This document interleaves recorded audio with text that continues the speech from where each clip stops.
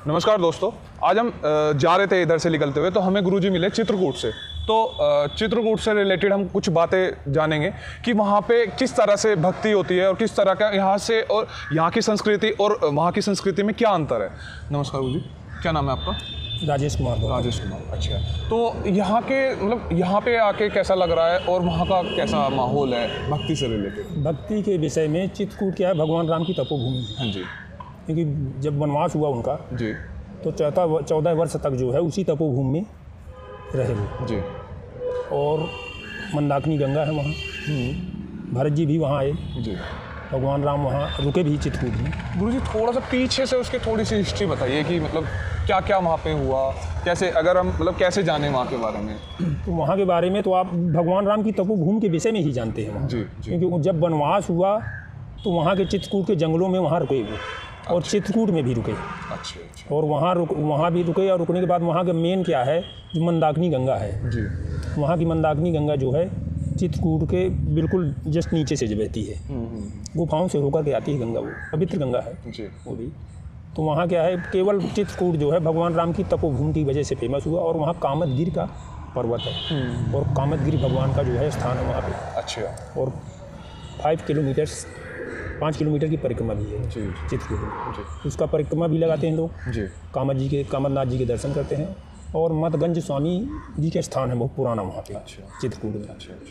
तो वहाँ भी जो है लोग, आस्था का विषय तो बहुत बड़ा है चित्रकूट का, क्योंकि तपोभूमि से जुड़ा हुआ है भगवान की। जी। तो इस हिसाब से चित्रकूट ज़्यादा फेमस है। जी। और वहाँ आपके चित्रकूट के अंदर जानकी कुंड स्थान है। अच्छा। तो वहाँ पे अरविंद भाई मफतलाल, जी। तो वहाँ के जो गुरु जी थे, जी। उनका नाम थोड़ा सा दिमाग में नहीं आ रहा, जी। जी। उनकी वजह से उन्होंने वहाँ एक तारा नेत्र चिकित्सालय के नाम से जो है, अच्छा। बहुत बड़ा चिकित्सालय है। अच्छा। औषधालय भी है और नेत्र चिकित्सालय। अच्छा। भारत में गिनती है उसकी नेत्र चिकित्सालय की। जी। बहुत बड़ा नेत्र चिकित्सालय है, बॉम्बे वगैरह से भी आया है। तो अगर एक मैं अब मुझे लगता है कि अगर मैं जैसे इसकी विवाह से रिलेटेड बातें करूँ, जैसे फेरे पढ़ते हैं, फेरों पे और उससे पहले भी काफ़ी मंत्र पढ़ते हैं, तो आप मतलब उसके बारे में थोड़ा सा बताइए डिटेल में कि ये क्यों ज़रूरी होता है। और क्योंकि आज के टाइम पे ज़्यादातर लव मैरिज भी हो रही है, ठीक है, उसमें ऐसा कुछ नहीं होता, या रजिस्टर्स जो साइन वगैरह होते हैं उस पर भी कुछ नहीं होता। तो मंत्र पढ़ने में क्यों वहाँ पे ऐसे इन्वेस्ट करे बंदा, इतना पैसे दिए जाते हैं वहाँ पे, सारी रस्में निभाई जाती हैं, तो मतलब क्या फ़ायदा है उसका और क्या क्या तरीका होता है करने का, और क्या गलती करते हैं? नहीं तो सनातन से अगर जुड़ा हुआ विषय है, तो सनातन में जब फेरे होते हैं तो पति पत्नी का एक जो है उचित संस्कार जो है, जब वो सनातन मंत्रों के द्वारा, वेदोपचार के द्वारा जो है फेरे पड़ते हैं, तो उसका तो जीवन में कुछ मिलता है। ये लव मैरिज में क्या है, लग्न विचारी जाती है, लग्न के हिसाब से, मुहूर्त के हिसाब से शादियाँ हों, मंत्रों के द्वारा शादियाँ हों, तो वो कारगर शादियाँ होती हैं।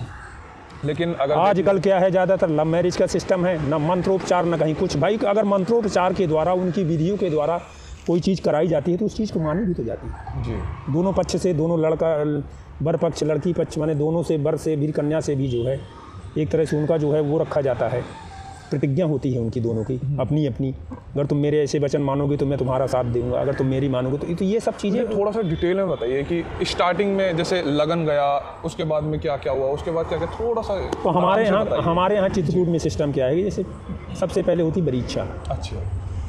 जैसे आपने लड़का पसंद कर लिया, हाँ जी, उन्होंने लड़की पसंद कर जी, तो वो अपने लड़के के हाथ में रखने जाएंगे वो कुछ ना कुछ। लड़के को बुक कर दिया, हाँ जी, इसके बाद लड़के वाले लड़की के यहाँ जाएंगे, जी, तो लड़की को देखा, लड़की के हाथ में कुछ रखा, दोनों का फिक्स हो गया संबंध। इसके बाद फिर तिलक की तैयारी, लगने की, फिर तिलक के लिए जाते हैं लड़की वाले।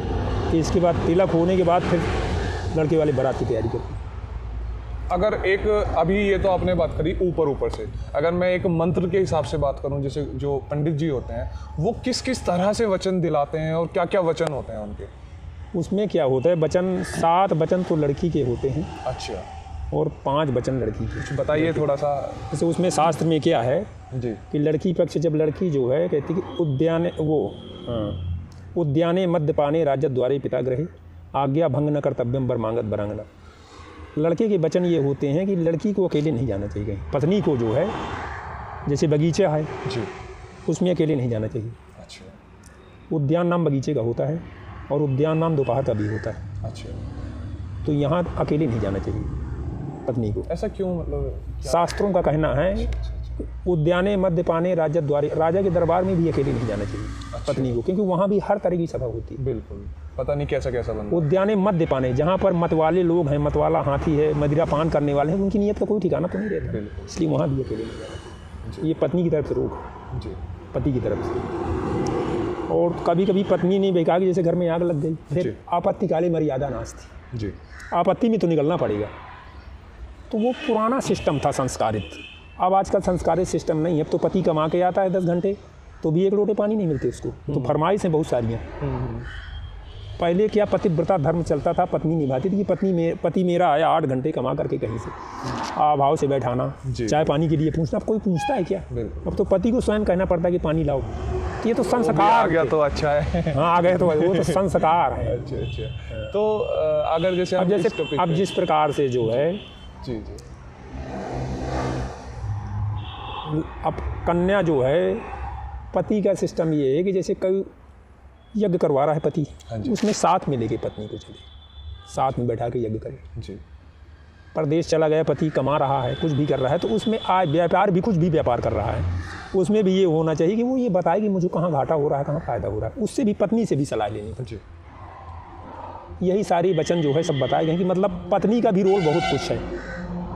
ये नहीं है कि पति अपने मन का ही करे भाई, कुछ चीज़ें ऐसी कि पत्नी से भी सलाह लेना चाहिए। अब बिना मिल के सलाह करके, तो ये एक सिक्के के 2 पहलू हैं दोनों। अगर मिल के चलेंगे तो गाड़ी बढ़िया चलेगी, अगर मिल के नहीं चलेंगे, एक पूरब जा रहा है एक पश्चिम जा रहा है, कैसे होगा? तो वो सिस्टम आजकल, इसलिए सनातन में ये सब सिस्टम बताए गए हैं, यही मंत्रोपचार के द्वारा बताया गया है कि मतलब अगर ये एक दूसरे की बात को मानेंगे तो इनका जीवन अच्छा चलेगा। मुझे ऐसी कुछ बात बताइए कि जो मतलब चीज़ें तो सही के लिए बनाई गई थी लेकिन अब गलत तरीके से हो रही है। तो गलत, तब युग का प्रभाव है, क्या किया जाएगा? कोई किसी की बात मानने को तैयार है। जब बाप लड़के की बात नहीं मानता तो लड़का बाप की बात नहीं मानता, तो क्या कहा जा सकता है भाई? ये तो पहले से संस्कारित, ये सनातन क्यों बना है? सनातन इसलिए बना है कि सनातन में संस्कार ही मिलते हैं भाई। अगर संस्कारित औलाद होगी, बच्चा संस्कारित हो, तो आगे कुछ ऐसा करेगा ही नहीं। उसको बचपन से ही सब चीज़ें संस्कार की बताई जाएंगी, पूजा पाठ, धर्म करना, माँ बाप के पैर छूना, ये सब करना, कैसे क्या होता है, तो उस विषय पे जाएगा नहीं आगे। संस्कार भी नहीं होगा। तो अब आजकल संस्कार कहाँ है? अब तो मोबाइल युग है जी। आजकल तो ना तो ब्राह्मण माना जा रहा, ना गौ मानी जा रही, ना कन्या मानी जा रही, कौन माना जा रहा है? तो सनातन के बचाने के लिए हमें तो प्रयास हमारा ये होना चाहिए कि कम से कम सनातन को लेकर के चलेंगे, अपनी भविष्य में आने वाली पीढ़ियों को बताया जाए कि भाई ये चीज़ पाश्चात्य में न जाइए, सनातन पे रहिए जी, तो अच्छा रहेगा। तो एक गुरुजी भजन था, एक डोली चली और एक अर्थी चली। तो मतलब इसमें अगर जैसे अभी तो हमने डोली से रिलेटेड, अभी तो शादी से रिलेटेड बातें करी, एक अगर मैं शरीर का एंड वाला हिसाब, मतलब जो अर्थी के टाइम का होता है, तो उस टाइम का एक, मैं अगर इससे रिलेटेड कुछ बातें पूछूं, जैसे कि अरेस्टी बोलते हैं, अरेस्टी आपके इधर बोलते होंगे, जैसे पत्ते बोलते हैं, 15-13 दिन के बाद में होते हैं, जो 13वीं बोलते हैं आपके इधर। तो हमारे इधर भी हालांकि 13वीं बोलते हैं, तो बट आपके इधर मुझे ऐसे पता नहीं था क्या। नहीं, 13वीं बोलते हैं। अच्छा। 13 दिन में जो चीज़ होगी वो 13वीं होगी। तो उसका क्या तरीका होता है और वहाँ पे पंडित का क्या यूज़ होता है, या फिर क्या उनका महत्व होता है, क्या बताने का तरीका? असल में होता क्या है कि जब मनुष्य एक्सपायर होता है, ख़त्म होता है जी, तो सनातन में उसमें पिंडदान का महत्व है जी। उसका पिंडदान होगा। उसमें पिंडदान में भी क्या है, 3 वर्ण है, उनका पिंडदान होता है। अच्छा। ब्राह्मण, क्षत्रिय, वैश्य, बाकी कास्टों का पिंडदान होता नहीं। अच्छा।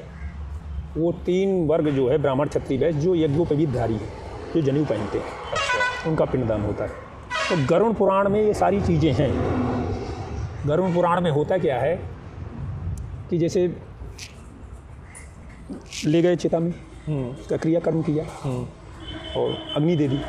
अग्नि देने के बाद हमारे यहाँ, हमारे चित्रकूट क्षेत्र में जैसे बड़ा वर्ग है ब्राह्मण, क्षत्रिय, वैश्य, पीपल के पेड़ के नीचे दीपदान के लिए 2 घट बांधे जाते हैं। अच्छा। 2 घट, एक में पानी, एक में दीपक। तो जो दाह संस्कार लेता है अपने, जिससे फादर खत्म हुआ हो या सीमा खत्म हो, बेटा माँ कोई भी कहता जी तो पुत्र ही तो दाह संस्कार लेगा। जी तो वो अपना शाम के टाइम जाना, दीपक रखना वहाँ बांसदो के पेड़ के नीचे, और उनका सभी क्रियाकर्म करने के बाद जो है हमारे क्षेत्र में क्या है कि 9 दिन तक 8 दिन तक गरुड़ पुराण होता है। तो उसमें गर्भ से लेकर गायत्री मंत्र हुआ। हाँ, गायत्री मंत्र नहीं, गरुड़ पुराण अलग है, गायत्री अलग हो गई।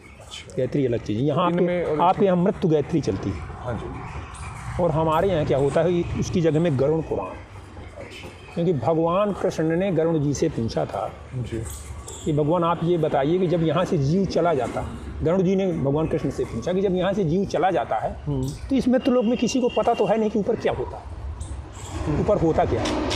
फिर कृष्ण जी ने गरुड़ जी से बोला कि मैं ऊपर का सारा वृत्तांत बता रहा हूँ, जब जीव यहाँ से जाता है उसकी गति क्या होती है। जी तो ये सारी चीज़ें उसमें बताई गई, जीव को जो जैसे यहाँ कर्म करता है वैसे उसको ऊपर मिलता है। जी अच्छे कर्म सत्कर्म जो करता है उसको फिर वापस मनुष्य शरीर मिलता है, और जो अच्छे कर्म नहीं करता तो वही कुत्ता बिल्ली जैसे सब, वो तो धर्मराज की सभा में पेश होते हैं।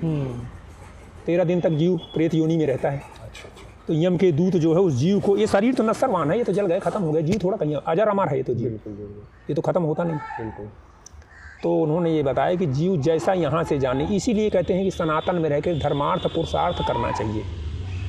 जी मनुष्य का काम ये थोड़ा है कि भोजन करना और मैला निकाल देना शरीर से, ऐसा कहीं कुछ नहीं। धर्मार्थ पुरुषार्थ आत्मज्ञान, तो आजकल तो सिस्टम उल्टा है एकदम। धर्मार्थ पुरुषार्थ आत्मज्ञान कहीं कुछ नहीं है। तो 20 लाख की गाड़ी आना चाहिए, 40 लाख की गाड़ी आना चाहिए, 40 लाख का बंगला बनना चाहिए। इसीलिए हम पैदा हुए हैं कि ये अगर नहीं हमने कमाया तो हम पैदा का कोई फायदा नहीं। मतलब इसमें लगा है, अपने सुख भोग में लगा है। जी आत्मज्ञान ये सब ना सर्वान कहीं कुछ नहीं, ये साथ में थोड़ा जाता है, ये सब कुछ थोड़ी दिन क्षणिक है, ये तो क्षणभंगुर है। तो इसलिए सनातन में यही सब चीज़ें बताई गई हैं कि सनातन में अगर आदमी चलेगा तो थोड़ा से ये कर्म अच्छे करेगा तो थोड़ा मुक्ति अच्छी मिलेगी। इसीलिए सनातन इतना बढ़ाया जा रहा है कि सनातन पे रह करके।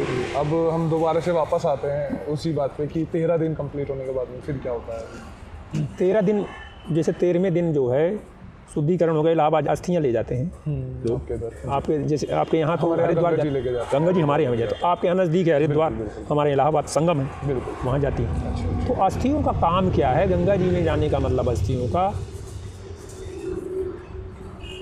पहली बात तो गंगा पापों को तारणहार तो है, आप नष्ट करने वाली है। गंगा एक ऐसी निर्मल पवित्र नदी है, आज तक कीड़े नहीं पलते उसके जल में। बिल्कुल बिल्कुल चाहे आप 50 साल तक रख दीजिए, सूख जाएगा परंतु कीड़े कहीं नज़र नहीं आएंगे। बिल्कुल। तो अस्थियां जाने के बाद क्या होता है, जीव तो चला जाता है पर उन अस्थियों को जाने से जो है उस जीव का काफ़ी कुछ पाप धुल जाते हैं। जी जीव तो रहता नहीं है यहाँ, जीव तो गए, वो तो अस्थियाँ हैं। तो गुरुजी जैसे भोत्सव का तो हो जाता है, जैसे किसी का तो 13 दिन में हमने 13वीं कर दी। बहुत से होते हैं कि कुछ ऐसा बीच में त्यौहार पड़ रहा है या कुछ भी बहुत सी चीज़ें पड़ जाती हैं, तो किसी का 4 दिन में भी ख़त्म कर देते हैं, किसी का 3 दिन में। शास्त्र में क्या है, शास्त्र ये नहीं कहता जी मृत्यु का कार्यक्रम जो सिस्टम बना है, शुद्धता 10 दिन में, सोवर और सूदक, जन्म होना, बच्चे का जन्म होना जी। और मृत्यु होना, ये इन दोनों का शुद्धता का टाइम है 10 दिन। 10 दिन के पहले शुद्धता नहीं होती। लोग 1 दिन में बाल मुड़ा लेते हैं, कहीं शुद्धता कर लिया, ऐसा कहीं कुछ नहीं। अच्छा। इसमें कहीं ना त्योहारों का है, न कहीं अमावस पूर्णिमा का है महत्व, कहीं कुछ नहीं। शास्त्र में 10वें दिन, 13वें दिन 13वीं, 10वें दिन शुद्धता। अच्छा, इससे रिलेटेड ही बोला जाता है कि अगर जैसे कोई बच्चा है वो एक्सपायर हो जाता है तो देवता की योनि में भी कुछ ऐसा आता है, तो देवता से रिलेटेड क्या होता है? ऐसा कहीं कुछ नहीं। कोई देख थोड़ा गया है कि देवता योनि का था, कोई नहीं देखा है ये तो अच्छा अच्छा कि वो देवता बन जाता है। नहीं, बोला तो ये जाता है ना कि उसका भाई जीवन- बच्चा कोई मर गया तो उसका जीवन था क्षणिक, कुछ तो गर्भ में ख़त्म हो जाते हैं, कुछ तुरंत जन्म लेने के बाद ख़त्म हो जाते हैं, तो उनकी उम्र थी इतनी। एक दूसरी बात और पूछना चाहूँगा, जैसे कोई छोटा बच्चा जब मरता है तो उसे दबाया जाता है, और जो बड़ा कोई मरता है तो उसे जलाया जाता है। इसमें क्या है, वयस्क होने के बाद अग्निदाह का प्रमाण।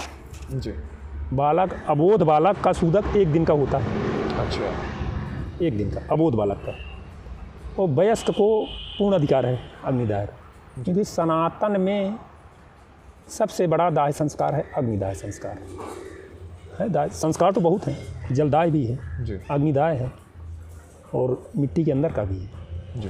तो ये सबसे बड़ा माना गया अग्निदाह। तो ऐसा कुछ नहीं लगता आपको कि दूसरे धर्म वाले बोलते हैं कि भाई हम तो दबाते हैं, है ना, तो एट द एंड आके हम भी वही चीज़ कर रहे हैं, दबाना? नहीं, सबको नहीं किया जाता ना। अपने सनातन में, जी। हिंदू संस्कृति में छोटे बच्चों को भी अग्निदाह नहीं दी जाती। वयस्क होने के बाद पूर्ण अधिकार है।